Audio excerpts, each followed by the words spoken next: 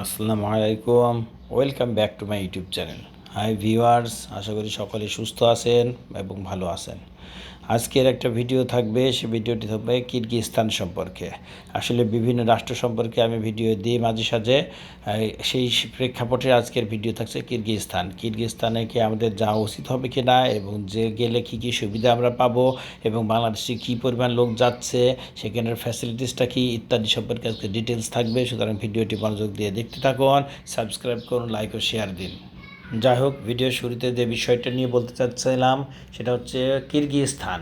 কিরগিজস্তান একটি খুবই সুন্দর এবং প্রাকৃতিক মনোরম পরিবেশ একটা রাষ্ট্র, যেখানে বাংলাদেশ থেকে বহুত ছেলেপেলে গেছে।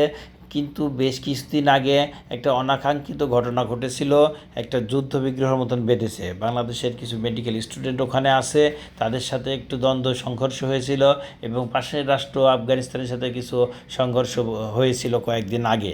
সেটা নিয়ে অনেক বিভ্রান্তির ভিতরে ছিলেন অনেকে। কিন্তু কিরগিজস্তান এখন অনেকটা ঠান্ডা ঠান্ডা ঠান্ডা বলতে সরকার এটাকে নিয়ন্ত্রণ করে ফেলেছে। সেই প্রেক্ষাপটে বলতে চাচ্ছি যে বাংলাদেশের লোক কর্মী যারা ওখানে আছে তারা এখন অনেক নিরাপত্তাতেই আছেন এবং ভালো আছেন। আমি এই একটা ইনফরমেশন কিরগিজস্তান থেকে পেয়েছি। এবং গত কয়েকদিন আগে কিরগিজস্তানে বেশ কিছু কর্মী গিয়েছে আমার এক এজেন্সির জানা মতে, এবং তারা খুব ভালো অবস্থাতে আছে। কিরগিজস্তানের লোক যাওয়া নিয়ে আমাদের মধ্যে বেশ কিছু মতবাদ রয়েছে। কেউ কেউ বলেন যে কিরগিজস্তানে অনেক লোক যাচ্ছে, খুব ভালো অবস্থাতে আছে।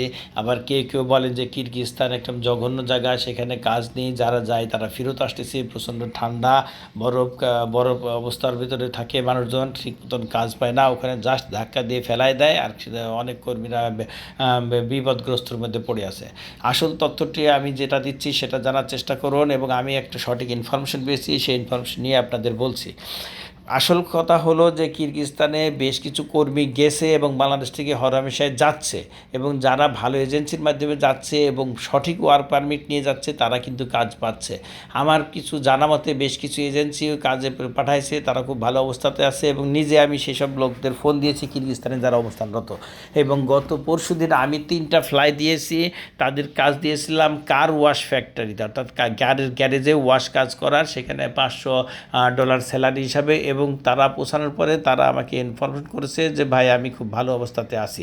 অর্থাৎ যে কথাটা আমি আপনাদেরকে অবগত করতে চাচ্ছি, যে যারা সঠিক ওয়ার্ক পারমিট দিয়ে পাঠাতে পারবেন, অর্থাৎ যোগ্য ওয়ার্ক পারমিট দিয়ে কাজ দিতে পারবেন, তারা কিন্তু সেখানে যে ভালো অবস্থাতে আছে।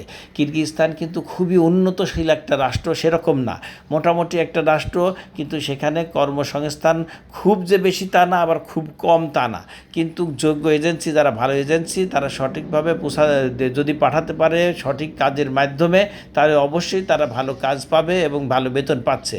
কিন্তু অনেক ভুয়া এজেন্সি বাংলাদেশে আছে, তারা কোনো নামমাত্র ওয়ার্ক পারমিট বের করে কোনো রকম ছাড়াই, সেখানে কোনো কাজ ছাড়াই, যে কোনো একটা ফেক কোম্পানি থেকে ওয়ার্ক পারমিট বের করে হাজার হাজার লোক পাঠাচ্ছে, তারা কিন্তু বিপদগ্রস্ত পড়ছে। অর্থাৎ এইসব এজেন্সিদের কাজই হলো তাদের থেকে একটা কম পয়সা দিয়ে, কম বিজ্ঞাপন, রং সং মাখা বিজ্ঞাপন বানিয়ে কম পয়সা নিয়ে, অর্থাৎ 4 লাখ টাকার মধ্যে 3,80,000 মধ্যে এইভাবে বলে তারা ওয়ার্ক পারমিট একটা ভুয়া কোম্পানির বের করে আপনাদের বহু লোকরে পাঠিয়ে দিচ্ছে। তারা কিন্তু সেখানে যাওয়ার পরে কাজ পাচ্ছে না।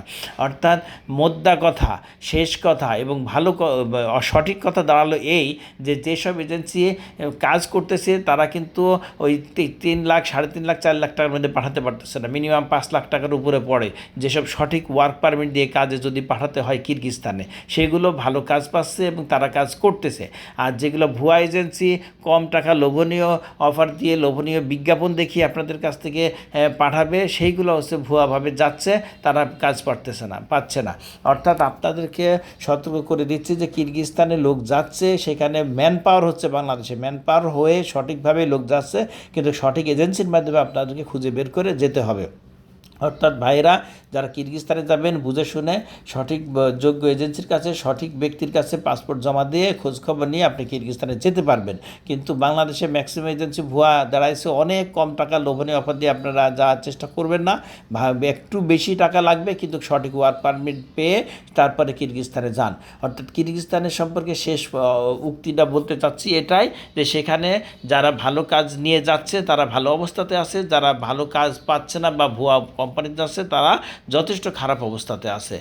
সুতরাং সঠিক ওয়ার্ক পারমিট নিয়ে কিরগিজস্তানে যেতে চাইলে ভালো এজেন্টের সাথে যোগাযোগ করুন। আমি বেশ কিছু ফ্লাই দিয়েছি, আমি কাজ করি খুব বুঝে শুনে।